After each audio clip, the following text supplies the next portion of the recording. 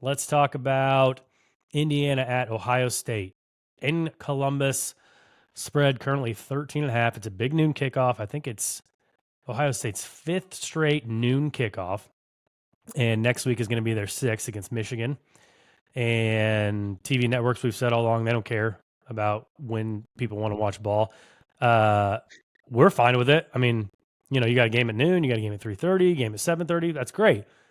Ohio State fans are not happy about it because the kind of the game day experience of like maybe an all day, you get a night game at home. Like, people love that stuff. And so Ohio State's said, and this will be a point of discussion in the offseason with the Big Ten Commissioner's office. So, but to this game, a little history here between Indiana and Ohio State. In the last 30 games, the Buckeyes are a perfect 30-0 against the Hoosiers. And IU has only covered this 13.5 number 4 times in those 30 games. That does not bode well for the Hoosiers. A top 5 ranked team, as Indiana is, has been listed as a double-digit underdog 14 times since 2014. They are 0-14 straight up and 5-9 against the spread. Any guess as to when the last outright winner was in one of these types of games? Not a clue. It happened to be in 2013 in a game that was called the Kick Six game. Yikes.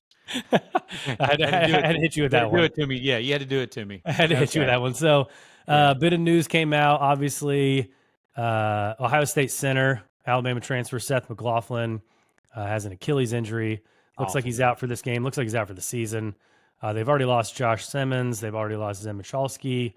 They are struggling on the offensive line. That doesn't help them in this game for sure. But looking ahead to a Michigan game against that defensive line, a Big Ten championship, 3 games in the playoffs, possibly 4. It's going to be a lot for Ohio State to overcome on the offensive line there. This is becoming a problem, bro. Yeah, this is really becoming a problem. Alabama fans have their thoughts on Seth McLaughlin, but he was having a really, really good year at Ohio State. He was fine blocking at Alabama. He just couldn't snap the ball at Alabama. Yeah, which is pretty important for the center position. But yeah, I mean, you have a $20 million roster. You have all these great shiny pieces at your skill position group, and you have an awesome defense. But it's obvious they don't have a lot of depth along the offensive line. But again, in today's college football world, man, in the NIL transfer portal world, you don't have anymore just tons of depth, just people sitting there waiting their turn to play like you used to. You don't have 4 or 5 stars and 4 stars sitting there waiting their turn that's been there for 2 or 3 years. Those guys are transferring and going other places. Or teams are spending more money for the skill position players like a Quinshon Judkins or a Caleb Downs and things like that, or Seth McLaughlin from Alabama, like Ohio State did. They're not buying a bunch of recruits to stack and have 3 deep at the offensive line. Most teams aren't doing that either. So this is starting to become a problem for Ohio State. I mean, we've seen it reared its ugly head already against Nebraska earlier this year, and then they righted the ship more when they had a full week to prepare with, or 2 weeks to prepare, whatever it was, for a week to prepare with whatever offensive line they were going to throw out there against Penn State. But again, this happens on a Wednesday, and they've got Tuesday. They've got 3 days now to prepare with whatever offensive line they're going to throw out there against Indiana. But I mean, man, your center, your quarterback of your offensive line, that's tough, man. Yeah. And as far as the Buckeyes winning a national championship, I'm not sitting here saying they can't win a national championship still. They're still so talented. But with how they're constructed, they want to run the football with Quinshon Judkins and Travion Henderson and play action with Will Howard. And I just don't know how much they're going to be able to run the football against the better defenses in college football with this offensive line. Now, that feeds me right into this. Indiana is ranked number 1 in the country at defending the run right now. Now, I don't look a ton into that. Do I think they are the best run defense in college football? I do not. Part of that is because, again, I'm going to bring it up, their schedule. They haven't faced a rushing offense. I looked at it this morning. They haven't faced a rushing offense ranked like in the top 70s in college football. So, yeah, they're piling those numbers up against teams that are Maybe that's capable because of running those the teams ball. are playing Indiana. Could be. Could be. But still, those teams aren't running the football well. And a team like Michigan runs it constantly, but they don't do anything well on offense. And they don't throw the football, so you can just gear up to stop the run. You don't have to respect the pass. Yeah. This is the first team that Indiana has played that is equally good at both throwing the football, running the football, that have weapons on the outside, like a Jeremiah Smith that is going to be, or Emeka Egbuka, that other teams that you face just flat out don't have. Most teams don't have guys like that you have to defend. So could Ohio State open this game up significantly more and sling it around the yard with Will Howard and those receivers now that McLaughlin and them are gone down? Or are they still going to try to be more of a run-first type team with Travion Henderson and Quinshon Judkins? I don't know the answer to that, but I do think the McLaughlin injury is a big deal. I do. I think Ohio State. What do you think? Do you think Ohio State will be tried to still be balanced in this game, or do you think they try to open it up more in the passing game with Will Howard? I think they'll still try to run the ball for sure. I think they'll have some success in the passing game because I think that's where Indiana's a little susceptible. Now, D'Angelo Pond's out there, transfer from JMU. He's playing really good on the outside. But, I mean, again, the wide receivers that Ohio State has are legit, obviously. And they've got a wide receiver 3 that's probably the best wide receiver 3 in the country in Carnell Tate. And then wide receiver 4, Brandon Ennis. I mean, it's just a bounty. Tight ends Of riches, too. Man. Like, it's they're spoiled out there. Yeah, I'm throwing the football, man, if I'm the Buckeyes. I'm throwing the football. I'm throwing to set up the run game. I'm not running to set up the pass game in this one if I'm the Buckeyes. And I think they do trust Will Howard, as they should. He's been very efficient and has played really well all year long. He hasn't been making the bat-breaking plays. I know he had that play at the end of the Oregon game, but still, all year long, Will Howard has been very efficient and has taken care of the ball, and I think they should trust him. Because, like you said, D'Angelo Pons, I mean, really good corner, man. Nobody's told this guy that. I mean, I heard Greg McElroy say the other day that D'Angelo Pons is like 5'9", but nobody's told him he's 5'9". Mm-hmm. But also, he hasn't faced the type of receivers he's going to face this week. Yeah. But I could see Ohio State opening this up a little more. Instead of it being what Ohio State wants to be, which is 60-40 run pass, I think you could see it more 60-40 pass run, unless they get up and get a lead and they just run the football and play defense. It also depends on, too, how does Ohio State's defense? How do they defend Curtis Rourke and this Shanahan, Signetti offense that has been so good all year? Now, that is something that is completely different. What I said a minute ago about how Indiana's rush defense, they haven't faced any rush offense that's worth the dang. Yeah. So I don't put a ton of stock into the fact that Indiana is number 1 in the country against the run.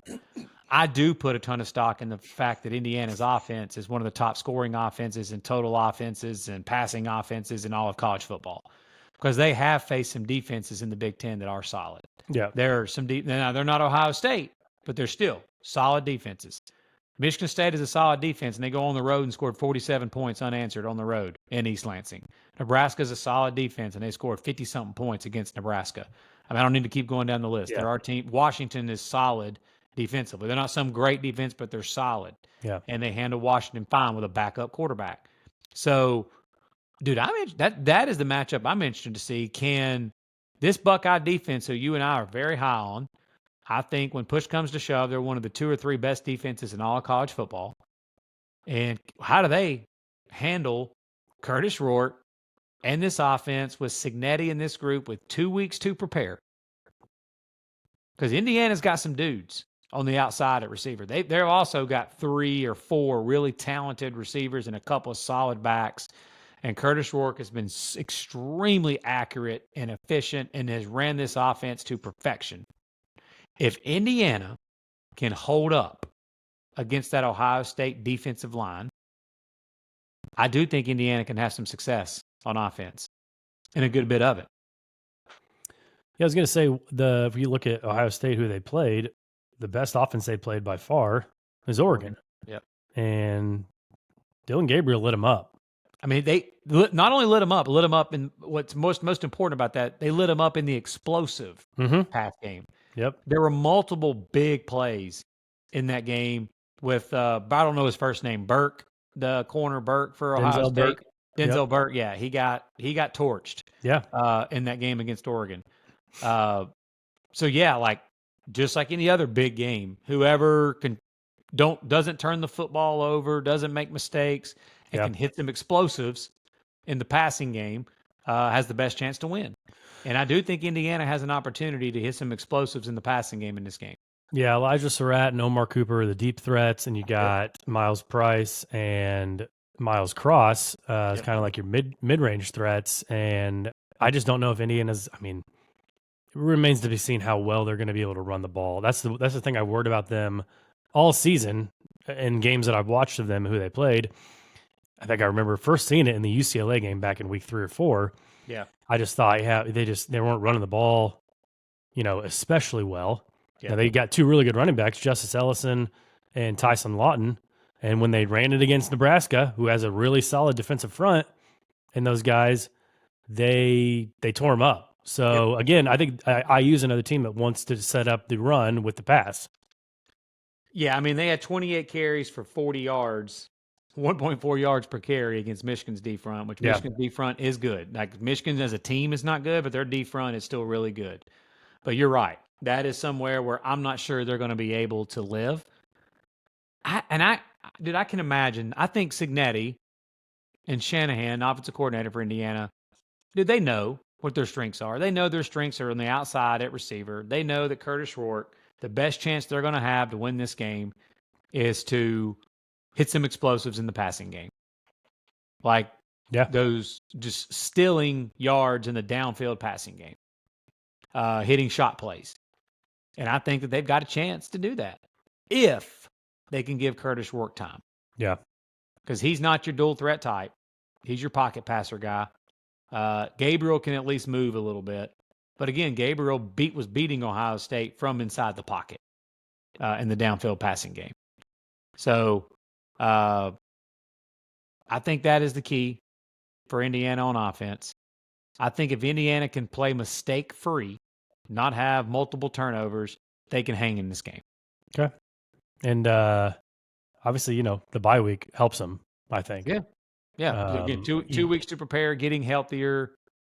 Ohio State on their fifth straight game.